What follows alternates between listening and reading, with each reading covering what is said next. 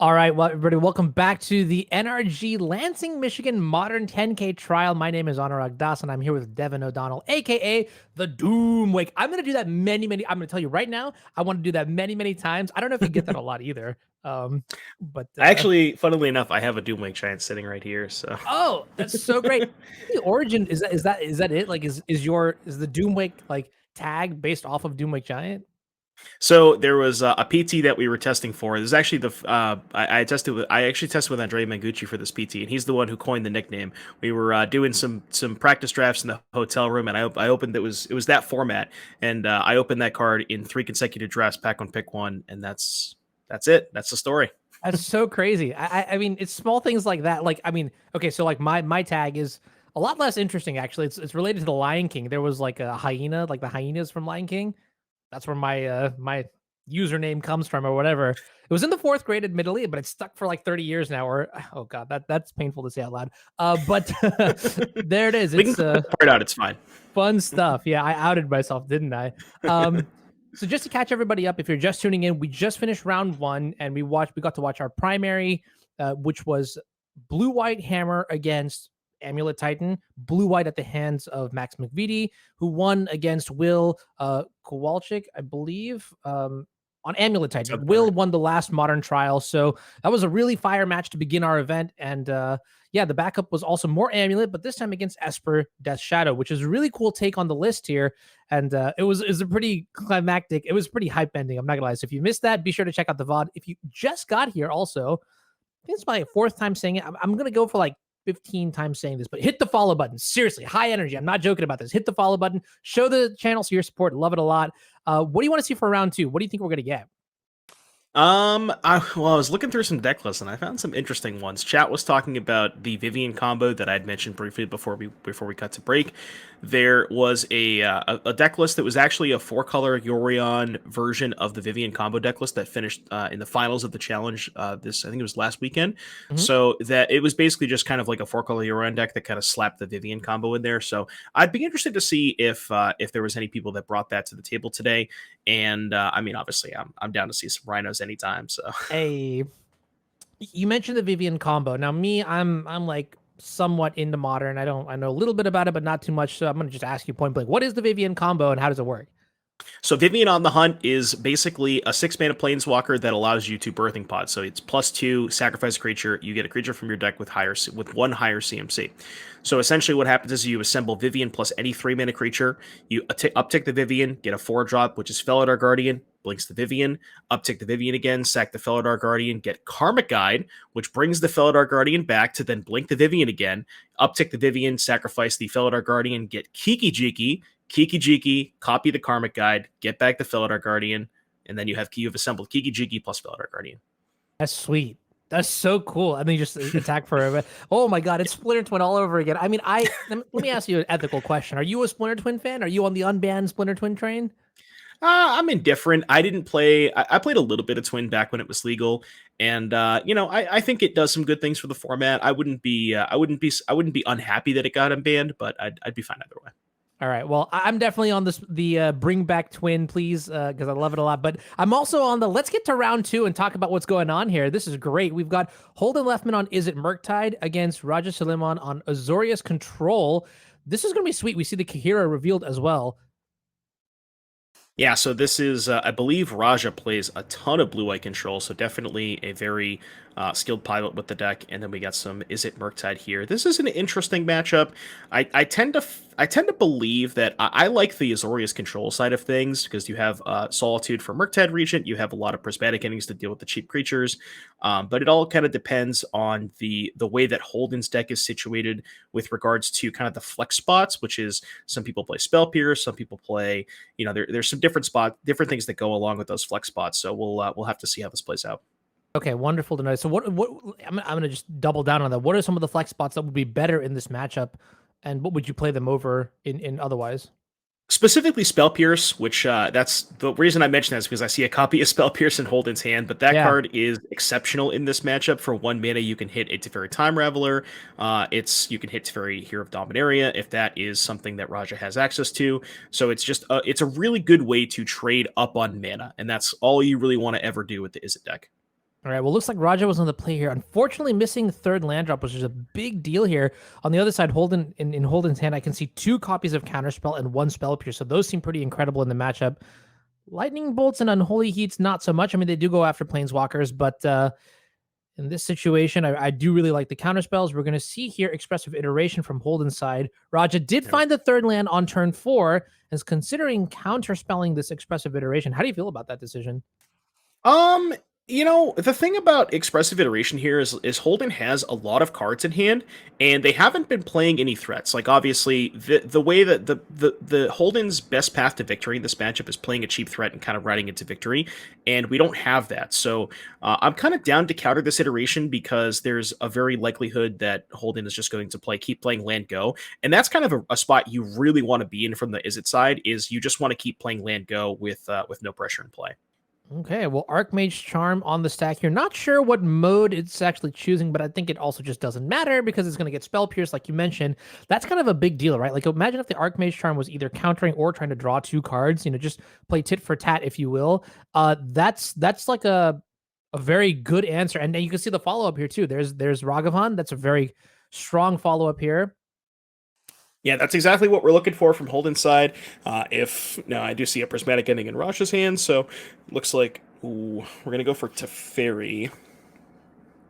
Okay. Interesting here that we don't want to just I guess because we're missing a land drop, that makes a little bit more sense. I was gonna say we wanted to just prismatic ending the Ragavan, but because Roger's missing a land drop, they really wanted to try and hit that land, so that does make a lot of sense. The only issue here is, I mean, I guess your Teferi is most likely dying regardless. Yeah, we're gonna see a heat on Teferi. Yeah, Unholy Heat, not so great in this matchup, but this is one of the best ways you can actually leverage the card, just getting rid of Planeswalkers that are on lower loyalty. And that gives the opportunity here to potentially dash the Ragavan while also holding up Counterspell. So Holden's position looks very solid here, advancing into the mid game. Right, that Ragavan was huge because, as we talked about earlier, Holden didn't have any pressure, and you can't really afford to just keep playing Drago with the blue-eye control deck. That's not how you. That's not how you're winning from the Murktide side. You're really winning by a cheap early creature pressure, and then back that up with some counterspell. So this Ragavan definitely a huge pickup for Holden.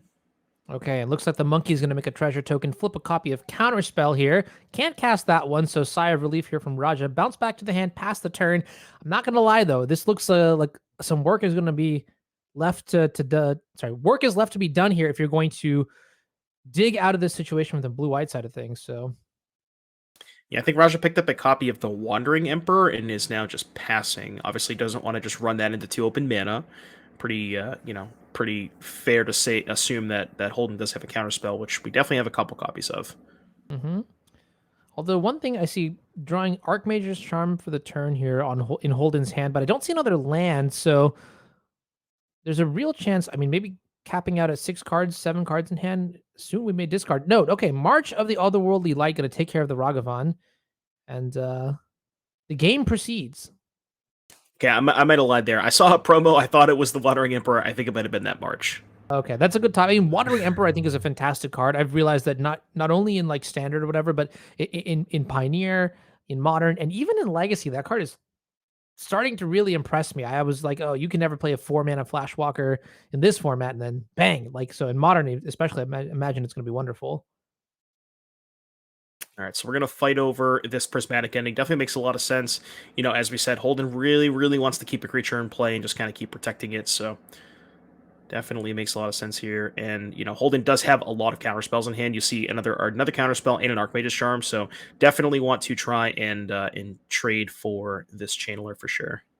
Yeah, this is a play that I don't think we see very often. I mean, I think protecting your threats with counterspells is like, I mean, for me, I always think of like Delver of Secrets and like using your counterspells to protect your tempo. And I think in this situation, that's exactly what we are going to get because, Raja's at 14, and from Holden's side, like you can have all these counterspells, but eventually when the dust settles, Raja will keep playing Planeswalkers and keep trading 1-for-1 with the counterspells. And then suddenly, if you don't have any pressure going on, eventually Raja will just draw out of it. That's what the blue-white deck is going to do. It has a very, very strong late game in this matchup. So here we're going to see, part of that, Raja's tapped out. Holden is tapped out. So we're going to resolve our Memory Deluge. And with only the Dragon's Rage Channeler in play, I feel like this is going very well for the blue-white side of things. Yes, for sure. I'm just going to assume we have Delirium. There's a lot of cards in the graveyard. I know it's at least maybe we don't. I think it's an instant sorcery land. I don't know if Yeah, I there's a don't see a creature creature or an or artifact. artifact. Yeah. But yeah, like you said, it's really the onus is on Holden to really end the game. The blue eye control deck has a significantly better late game than the Izzet deck in this matchup, with things like Castle Vantress, Teferi Hero of Dominaria, Flashback Memory Deluge, various creature lands. So we definitely want to try and end the game. So you see a lightning bolt here, just going upstairs because we really want to get Delirium. Now Holden did keep a card, which means that either didn't want to, maybe it wasn't Delirium, maybe it was a card that they really wanted access to. Yeah, I don't know. This is kind of tricky for sure here. I mean, I'm not even sure who comes out ahead here when you get just like randomly lightning bolted down from 14 to like 11 or something like that. Is it the blue-eyed player that's fist bumping, or is it the Holden on Izzet Murktide who's just like, yeah, I mean, I'm getting some selection and some value out of this. Hard to say. Yeah, I think Raj is definitely pumping the fist here. I mean, the nice thing is you do see that Holden does have a second channeler, and they didn't deploy that, which is pretty smart. You don't want to, it's one of those things where yes, you want to end the game, but you can do it one creature at a time, right? You don't have to expose a second creature to something like a Supreme Verdict. So I definitely like that play from Holden. I also like it too because you're keeping up 5 mana for both of your counter spells here. That's good patience. I like that a lot. When you're playing these blue mirror matches, you want to make sure that interaction is critical, right? And in this stage, you can see here, okay, Teferi on the stack. So now we hold up the counter spell. That gets counter spell back, but now we can Archmage's Charm and win the battle. We also get these Surveil triggers. Teferi Time Raveler, probably one of the more important cards in the matchup. No. We're not going to. Yes, Teferi definitely one of the more important cards in the matchup. I'm kind of interested in why Hold didn't fight over that. I guess we want to hold the charm to sort of divination here because we're kind of out of gas. Mm-hmm. But yeah, very interesting. I feel like personally, I kind of wanted to counter the Teferi there, but Yeah, perhaps our plan might be to use another Unholy Heat to double Lightning Bolt. Wait a minute. Could we just be going to oh, face with all of these burn spells? That'd be kind of sweet. okay. And we're close-ish to Delirium. That is Again, we're certainly a still plan. I will tell you that much. missing a creature or an artifact here. That's an Banger. artifact. Okay. So now we have 9 damage now? Okay, well, 9 is not 10. Did you see? You said you saw a second bolt, right? I think I see Bolt, Darcy in the hand. Or maybe it's Bolt Heat. I think it's bolt heat. Okay. Okay. That's a little worse. That is certainly a little bit worse. But the Heat will be able to take care of the Teferi, which is a very good exchange. Oof. Prismatic ending there. Okay, so now you can heat the Teferi and then probably just hold up Counterspell? Oh, no, see, this is the awkward part, right? Do you want to play the Channeler or do you just want to hold up the Charm? And that was kind of you noticed, you saw at the end of Raj's last turn, Holden sacrificed that Fiery Islet, which is really awkward because if we had 1 extra mana, we'd be able to hold up the Charm here. So maybe an oversight by Holden, or because they did have the Charm in the hand at that point. So Right. Very, very, very like tense game. I think we're at the point where I think Holden is starting to feel the burn, right? This is exactly what we were talking about earlier, is how as the dust settles, Roger's going to keep jamming threats into play that will take over the game. Holden is required to answer these threats. So the way to capitalize on this is to push through damage while you're trading resources. And unfortunately, Holden was not able to do that in the earlier stages of the game here. So now we see Raja having, 6-7 lands in play, being able to, play very, very powerful spells. Actually going to pass the turn here. No, sorry. Did Teferi just get countered? 3 mana's tapped. no, we picked up Kahira. Okay. Raja picked up Kahira. Makes sense. Then we're going end of turn bolt here. We'll see what Holden picks up here. I think Holden's leftovers are Charm, and there's another blue card. I didn't quite get what that was. Oh, it's a Murktide. Okay. Okay. Well, this is sweet. It's about to happen. We were talking about Wandering Emperor looking great, and this is the exact situation that I'm super excited for. Yeah, so Wandering Emperor is going to meet an Archmage's Charm, unfortunately. Yeah, that's the quickest charm of your life. See what we can surveil into. Now, the question here, do you play the Murktide? So the Murktide, if you play it, you can beat a single removal. Okay. Well, now the answer is definitely yes, now that we're solituding. And Raja pitched the Kahira. Okay, so that makes a lot of sense, yeah. This is a lethal Murktide. Raja is at 6. So we'll have to see if Raja has an answer to this Murktide Regent. I wonder if I saw Teferi 5 in the hand at some point, or maybe I'm just hallucinating. Oh, it's an 8, a 2-mana 8/8 flyer. Okay, perfect.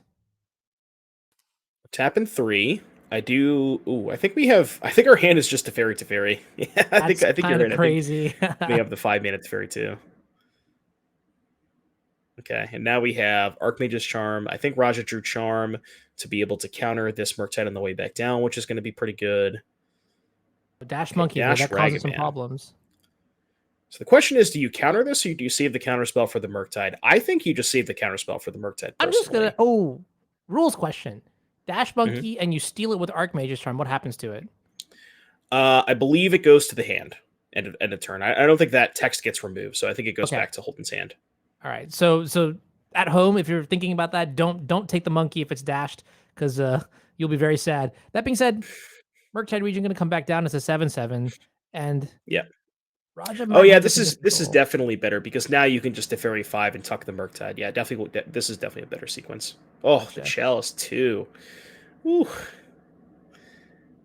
This is great. Yeah, I mean, gonna... if you're a blue-white fan, this is exactly where you want to be here. As Murktide Regent going to leave the board here for a couple turns.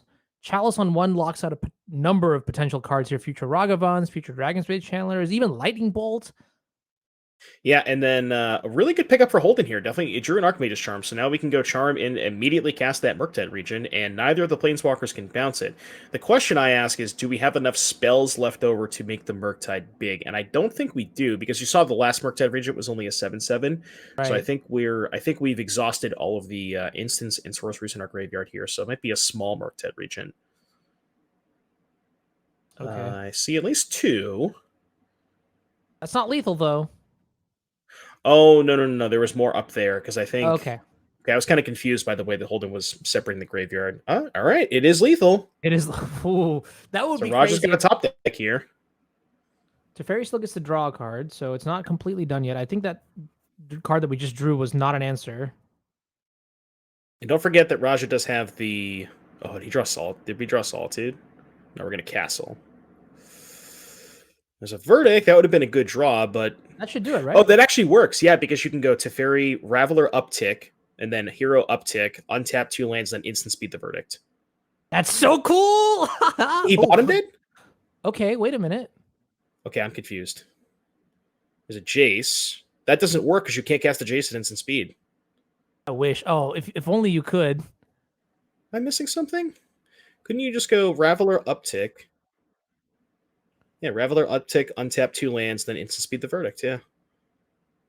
The Verdict may have done the job there. We're going to see what happens. Maybe there's a card that we're not 100% sure about, but either way, it's going to be a very clutch turn. Okay. Wow. Crazy that was game. Crazy game. Yeah, Holden didn't have the most aggressive start there, but this is the power of the blue-red archetype, is where you can leverage, all these like haymakers, honestly. Ragavan, Murktide, even Expressive Iteration showed a lot of value there. And then, like you mentioned, some of the critical flex spots in the form of Spell Pierce came out to be very good in this matchup. And, this is a matchup where, honestly, in game 1, I would say the blue-white might be a little bit favored, just with access to the main deck Chalices, access to a very strong late game in Emperor, Teferi 5, Teferi 3, Jace the Mind Sculptor. So very impressive to see that Holden was able to take that game 1. If we have access to Decklist right now, which we do, let's take a look at the blue-white control side of things here. As in the sideboard for game number 2, I see a Subtlety, a March, number of Aether Gusts, Dovin's Veto, Tail's End, Test of Talents, Force of Negation, and Mystical. There's a lot of counterspells in the sideboard. Yeah, 4 copies of Aether Gust, too. Raja came prepared for all those amulet decks we saw previously. As far as this matchup is concerned, I definitely want the Mystical Disputes. Very, very good at answering Expressive Iteration, Murktide Regent, Archmage's Charm. Just really, really good card in this matchup. Subtlety and Force of Negation. I don't think you want to be in a spot where you're trading 2 of your cards for 1 of their cards. So I'm not a big fan of those. Dovin's Veto, very good. I would definitely bring that along with the March of Otherworldly Light. And then I believe that's it. Tail's End doesn't hit enough stuff. And then Test of Talents is, it is a 2-mana counterspell, so maybe Raja wants access to that. That one I'm a little less sold on, though. Yeah, it's kind of interesting. If you Test of Talents an Expressive Iteration or a counterspell or an Archmage's Charm, how do you feel about that? That seems like a decent position to be in, but it also does require a decent chunk of setup. Let's take a look at the other deck list here. Izzet Murktide. Now, this deck is no stranger to the modern format. We were talking about this earlier in the day here. In the sideboard, I see 2 Subtleties, a Fury, 1 Jace the Mind Sculptor, Flusterstorms, Mystical Disputes, Engineered Explosives, 2 Dress Downs, a Soul Guide Lantern, and 2 Unlicensed Hearses. So from the Izzet side of things, I definitely like the Jace, the Flusterstorms, the Mystical Disputes. Those are all slam dunks, definitely coming in. Fight counter wars, Jace for additional threats. Unlicensed Hearst is interesting because the cool thing is Hearst does a couple of cool things. One, it is a threat in air quotes that doesn't die to Supreme Verdict, right? So you can kind of let the Hearst sit in play, keep activating it, and then you always have this thing in play where even if your opponent has a Supreme Verdict, you have a decent threat post board, right? So that's something to consider as well. And then the other thing that Hearst does is it gets the what's the flashback spell? It's Memory Deluge, right? So Hearst can kind of mitigate the Memory Deluge a little bit. So I don't hate the Hearses, and I'd be interested to see if those come in. Yeah, that'd be kind of cool. I really do like the idea of also like leveraging summoning sickness to a degree. Like you can play a 3/3 Dragon's Rage channeler and actually get damage in that turn, or maybe late game if you have like a Ragavan that's not so good, you can convert that into damage as well somehow. It's weird. Unlicensed Hearst has been like a very impressive card every time I've seen it, just by virtue of attacking a lot of uh previously, I guess, left unchecked zones, the graveyard, basically. I feel like it's actually good graveyard hate that you can play in, a variety of matchups that, normally we wouldn't see. Like before, we would have seen like cards like Relic of Progenitus. And while Relic is good, you can easily outspeed a Relic of Progenitus, right? This card, though, not only is it good, by virtue of just getting rid of 2 cards a turn, which is 100% better, I guess. Yeah, math, right? But also it's a threat. Like it could close the game, right? Like that late game top deck Ragavan could convert to like 6 points of damage. Like, and especially when you're doing, your draw go game plan of, hold up my counter spells and things like that. That's where this card shines because it does damage over time, I would say. Like you make it into a 10-10 and then just like one shot your opponent in a very, very effective manner. So that's exciting. Post board, I'm going to spin a question on you. Who do you think is going to be ahead here? Who gains more from the sideboards, the blue-white side or the blue-red side? Well, if look at the sideboards, we both have a lot access to a couple counter spells, so I don't think the matchup changes a ton. I still think blue white is a massive favorite. We have chalices, we have just better late games, so I still like the blue white side of things. Okay, makes sense. Yeah, I almost wonder if being able to sideboard out some number of like unholy heats and lightning bolts, like we saw those in game 1, and they didn't look so great in the face of things.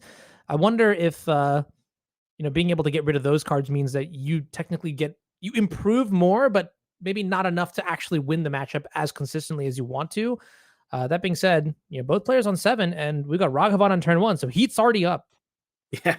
Yeah. The pressure's on Raja to have, one of their answers. Could be a Solitude, could be a Prismatic Ending, could be a March.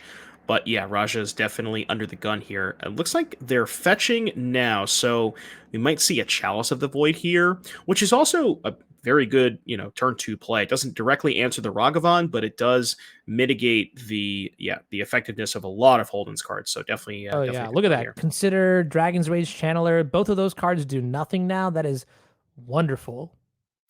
And you have to, correct me if I'm wrong, but I don't remember Holden actually having an answer to Chalice in their 75.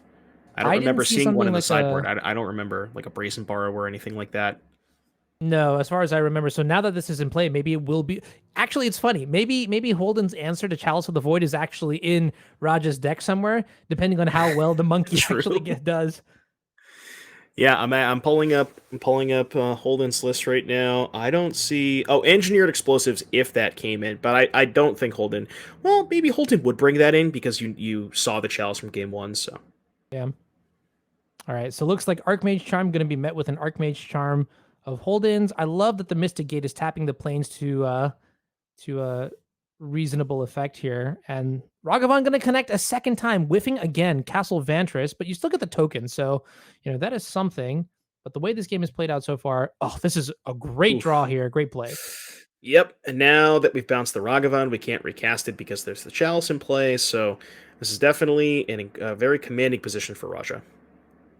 Absolutely. And I think this is why, like, one of the reasons why the blue-white deck is so powerful is that you have a lot of modal spells. When I say modal, I'm talking with regards to, like, mana value. So, March of the Otherworldly Light is an X spell. Prismatic Ending is an X spell. And then you somehow, as a deck that wants to play, like, a very low curve, actually get to facilitate Chalice of the Void very well in your list. So I think that's a huge draw to the deck. And Chalice of the Void seems pretty good against a variety of other, decks out there in the form like Living End, for example, or even like, some like Cascade. That's something that you might be familiar with, right? Yep, definitely from the random side of things, never happy to see a Chalice on the other side of the field. Also good against Hammer Time, very, very excellent against them. So, the Hammer Time curve is very, very situated at the 1 minute slot. So, All right, I'm gonna say the second time. Bird is the word. Okay, got that out of the way. Ledger Shredder finally in play here. That's a threat you can play through Chalice. yes, that is one. It's also one where you don't mind dumping your 1 drops into Chalice because you can loot them away. We see a Prismatic Ending. That's not going to happen anymore. But yeah, that is another one. Another thing that you can do with excess 1 drops through a Chalice. Yeah, so actually Ledger Shredder seems fantastic as far as threats go, and so that's probably why Raja immediately gets rid of it using Prismatic Ending and then spends the rest of his mana collecting the Kahira. Here's Iteration. Reiterating into. I mean, at this point, I look at Holden's Graveyard. I don't think we have enough to even come close to casting a Murktide quite yet. But that's kind of what Holden's really looking for. It did find Otawara, which is actually an answer to Chalice. It's also the nice thing about Otawara is it's uncounterable. You can't stop the Otawara from happening. So I don't like we might that see a sequence here. bit. What's that? I don't like that word a single bit. Uncounterable? That makes me sad. Yeah, we gotta be able to beat the control players somehow. So, but yeah, we might see something where Holden does kind of quote unquote take a turn off here, and then we'll see like an end of turn, bounce the Chalice, untap, do something that way. But yeah, and the crazy part too is that I think why I like Otawara so much is it being instant speed means that you just get to dump your whole hand into play and you don't even care if the Chalice comes down because you've actually just converted all your 1-drops. So like Chalice is really good when it's doing its job and keeping the 1-drop stranded in the hand, but if they're already in play, then it's pretty tempo negative. So there's a world where we just don't even see Raja recast the Chalice if we don't have a good answer to the board. It's all contextual, depends on the draws here. We're going to see shortly what happens as Mystical Dispute is the draw from Holden's side. Not the best against that active Teferi. I didn't catch a glimpse to see if Holden has a removal spell of like an Unholy Heat or something. Because what the awkward part is here, you get to go end of turn, bounce the Chalice, but that Teferi is still in play, so you can't fight over any of your stuff with the Mystical Dispute. So that's something to keep in mind as well here. Yeah, this Teferi card pretty good. Yeah, probably one of the, if not the single best static ability on any War of the Spark Planeswalker. It has to be the best. That ability is kind of out of bounds. Reminds me of I used to think about what is that? I think Grand Arbiter. Is that the white card, which was like your opponent can't play? Yeah. That used to be like my like guilty pleasure, and then they printed Teferi, and I was like, well, okay, now I can be cool about it. Yeah. It's Teferi, it's Grand Abolisher, but nobody can kill it. Yeah, exactly, right? Teferi going up to 4 loyalty, which means now it's out of Lightning Bolt range. What do you think is better in this matchup, Lightning Bolt or Unholy Heat? Probably Unholy Heat because both of the Teferis go, are outside of bolt range when they uptick. So I think Unholy Heat is generally going to be a little bit better. Although there are some games where you can deal some chip damage and then finish off we saw game 1, Holden drew a couple of lightning bolts and that was almost exactly enough to close it out. So makes sense. Well, I'm going to start off this turn with a Consider. Now able to resolve that Chalice has, since Chalice has been bounced back to the hand by the Otawara. And this is what I think we're just going to see literally 5 spells get cast this turn as, oh, wait, change of plan. Well, there's a Jace. I kind of like playing all your 1 mana spells here for sure, though. Because you can just play the Jace next turn after the Chalice gets resolved. What's actually terrifying, too, is that despite the Chalice being in play, this whole time Holden has been casting cards like Expressive Iteration to just keep a very, very stocked hand. And, I really genuinely did feel like Raja was very ahead, but now, not so much. I'm not so sure. I think Holden has 3 copies of Ragavan, so not exactly the best leftovers here. Not exactly the best leftovers. I think our hand is 3 Ragavans, a Jace, and a Charm, or Jace, Charm, Dispute. So that's our 6 card hand right now. So yeah, like you said, it definitely was cantripping, but the problem is when the Chalice is in play, you're just cantripping into more 1-drops that you still can't cast. So okay, yeah, it's a weird situation for sure. Chalice, very good in this matchup, yeah. So it looks like Raja's going to start with a second. Oh, yeah. Because we just go to Teferi, bounce to the Channeler, replay the Chalice, and Holden is done. Wow, yeah, and that's kind of interesting. You see that with the Teferi on 3, we uptick, so we have the passive ability as well. Then we play the second one, we get the downtick, we get the best of both worlds, and I think I do like that concession. I think it's kind of interesting with regards to how long matches can be and time and things like that. What I've learned as a blue player is sometimes you just need to like understand when you have when the time is worth more than the win percentage chance that you have. Like, let's say in that situation, Holden had like a 25% chance, but the 10 minutes that it would take to get through, I'd rather just go to game 3 and have a very strong game 3 opportunity to win the match decisively than risk a draw or something like that. So I think it's a veteran decision. Good choice there. Also, looking at 3 Ragavans is kind of writing on the wall as well. Yeah. Talk to me about the matchup real quick, though, going into game 3. What dynamic will change now that we're going to shift the play draw sequencing? So with Holden on the play, definitely the one drops are going to be a lot more impactful. If Raja doesn't have something like a Prismatic Ending or a Solitude, you can kind of see the sequence of, as we've seen many, many times before, turn 1 Ragavan, turn 2 attack, and then hold up all your mana, potentially play a second threat and still get the hold up counter spell. So, Holden's definitely going to be looking for those one drops while they're on the play, and Raj is definitely going to be looking for the 1 or 0 mana answers now that they're on the draw. Fair enough. Yeah. Let's take a look at the deck list one more time, real quick, too, just to keep ourselves, me specifically. I know I need all the help I can get with remembering stuff here. But yeah, looks like in the sideboard again, anything that strikes us to come into game 3 now that we've seen some sideboard cards from the other side? Nope, I think everything else is going to stay pretty much the same. I still kind of maybe the hearses aren't quite as good as I thought they were, but the way that game played out, hearse. Oh, the other thing, well, the nice thing about hearse is it's a threat you can cast through Chalice. So That's a good point. Yeah, I mean, we saw Leisure Shredder come down there, and while Prismatic Ending was able to take care of it, I mean, overloading the Prismatic Endings, there are only 4 of them, is a nice thing. But I guess March also can kick in, and it becomes very tricky for sure here.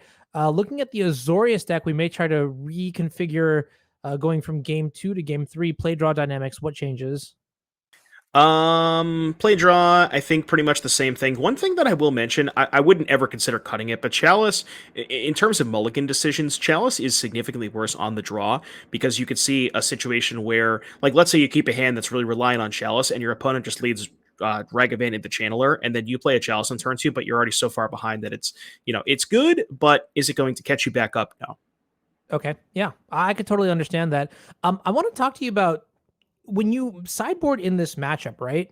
Talk to me about something like, well, it's interesting. I feel like in this matchup specifically, one thing that really matters is it's the concept of mana in general, right? Like the more expensive your spells, obviously, the more you're going to suffer at the hands of cards like Spell Pierce or a lower curve and Counterspell. So if I had to ask you a question like, how does Memory Deluge factor in this matchup? It's a 4 mana instant speed spell.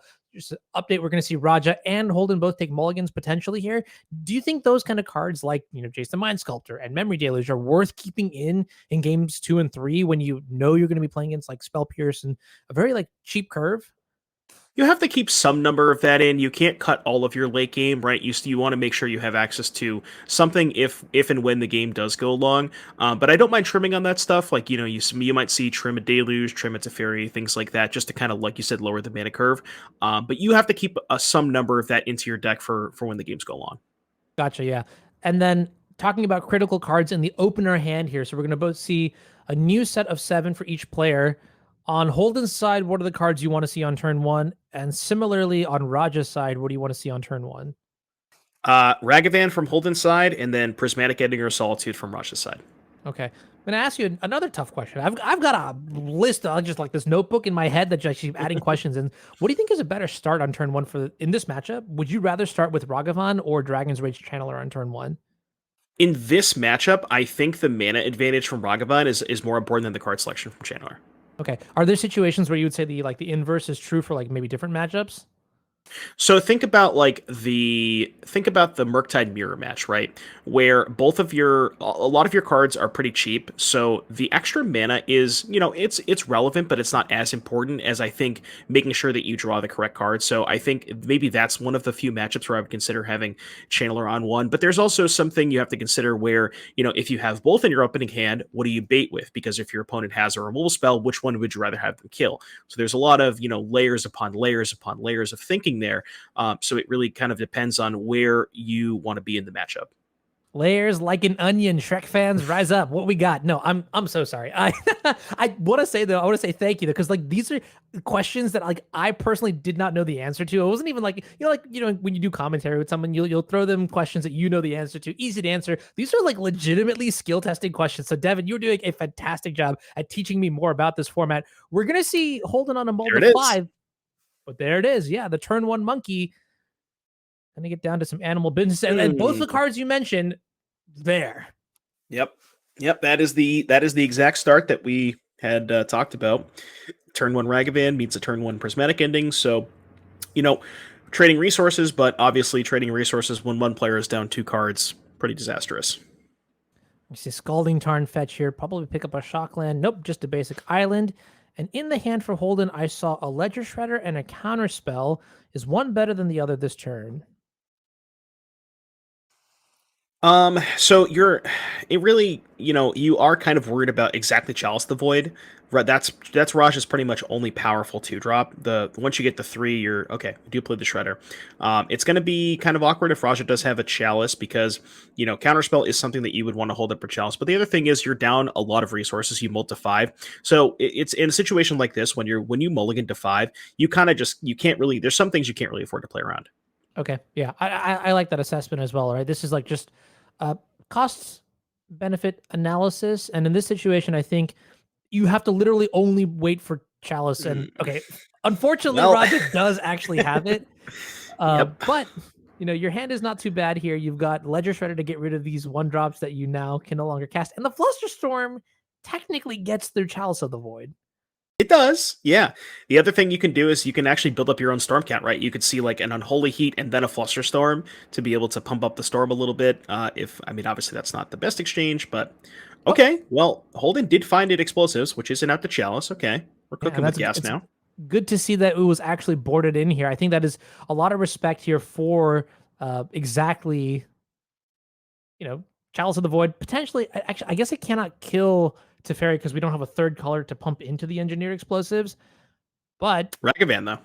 Oh, there you go. Treasure tokens. Okay, so perfect. It's beautiful. I love all of this. Yep. So looks like Raja's hand I think has a couple of Solitudes. There's a blue card. I can't quite tell what that is. Maybe a Counterspell? Yeah, Counterspell. So Solitude, Counterspell, some lands. Raja's just playing patient here. We're going to wait till we get the 5 mana to hardcast a Solitude. I like that a lot.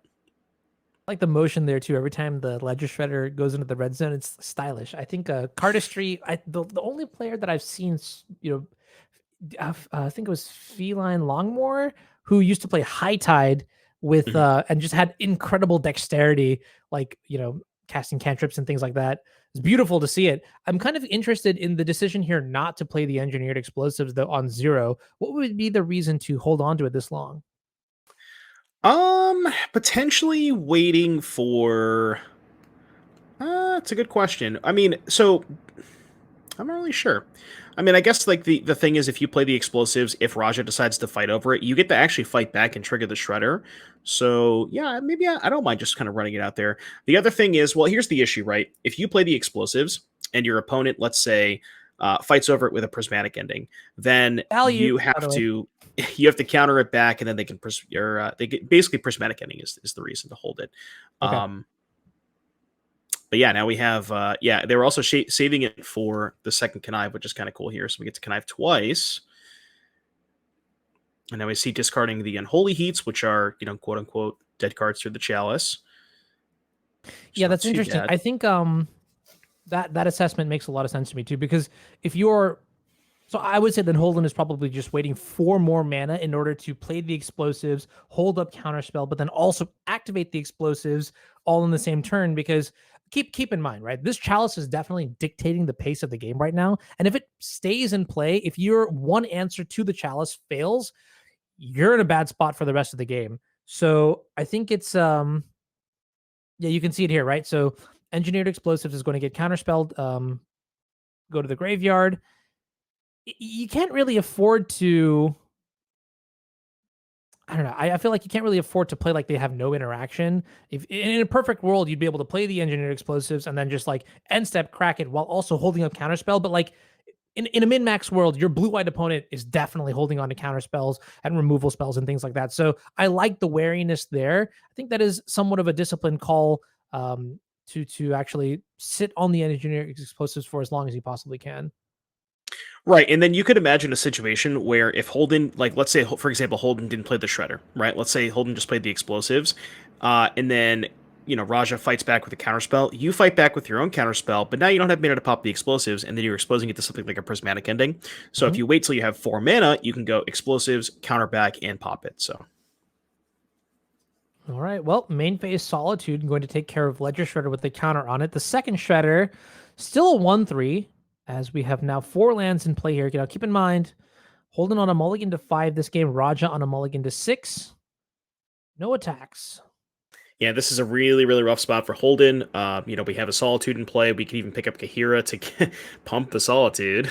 We can start getting in there for nasty, 4. Also give Solitude Vigilance, which makes it a really good blocker against Ragavan. So this is definitely a really bad spot for Holden to be in for sure. And if you want bad to get worse, I see another copy of Solitude in the hand here for Raja. So it's going to be really hard here for Holden to come out ahead. But we saw that game 1, so anything is possible. Yeah, we saw a wild sequence game 1 for sure, where Holden had a couple of bolts and was able to exactly cross the finish line with a Murktide Regent. That could be something that Holden's looking for, but then like you said, Raja does have access to that other Solitude. I do wonder though, would you say that this game is basically wrapped up, or do you think that it's possible that Holden has draws that can get them back into the game here? Because right now the board state looks devastating for Holden, and I have to wonder if it's, have you heard of the Demonic Tutor Challenge? What's that? Okay, I told this to Joe once, and he kind of just like looked at me funny and was like, "I don't, you kids and your whatever," and I was just like, "Okay, Grandpa, it's time to go to bed."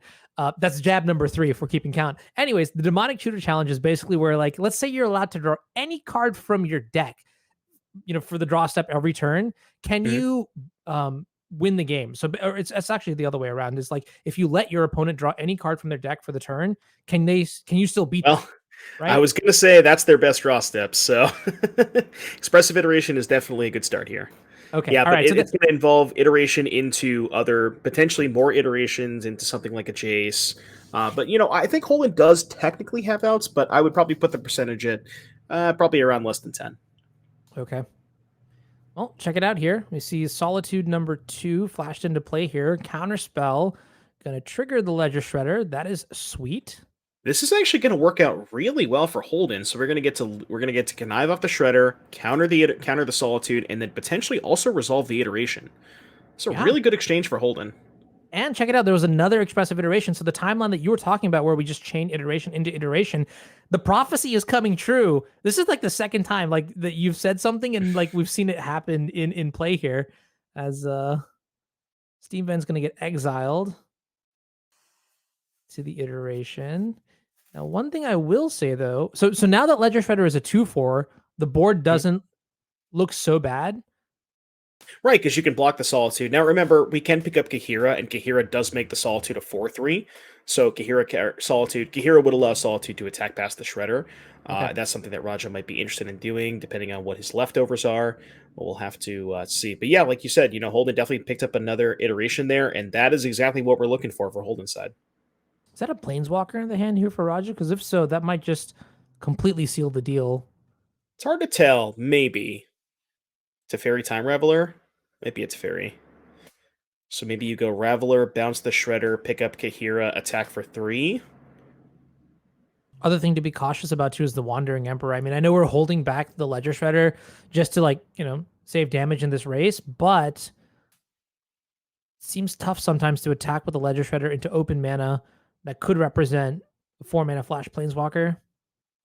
Right, exactly. Yeah, the Shredder attacking into the Wandering Emperor would be a disaster. Not like Teferi's any better though. We're gonna see Teferi downtick on Solitude. Yeah, bounce the Solitude and then main phase the Solitude. That is a connive, so we do get to loot here. 2 spells. Pick up some Bauble. Probably discard the Spell Pierce. Also, Mize gain an extra life. Why not? A value. We'll take it. Look, we may be losing this game, but the amount of value that we've gotten off this Ledger Shredder, whether it is holding back a Solitude attacking or gaining that extra point of life, I'm in for it. I'm so in for it. All right, so this needs to be Murktide and something else.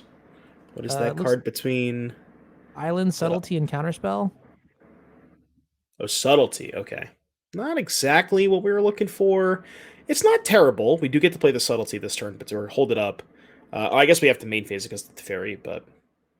So we're going to bobble, see what's going on over there, and then likely just main phase the Subtlety. Nope, never mind.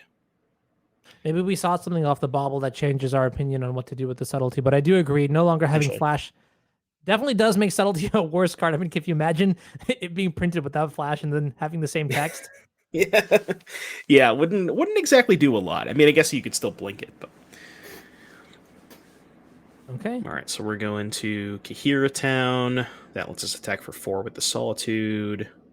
8-point life swing in the totals. That's crazy.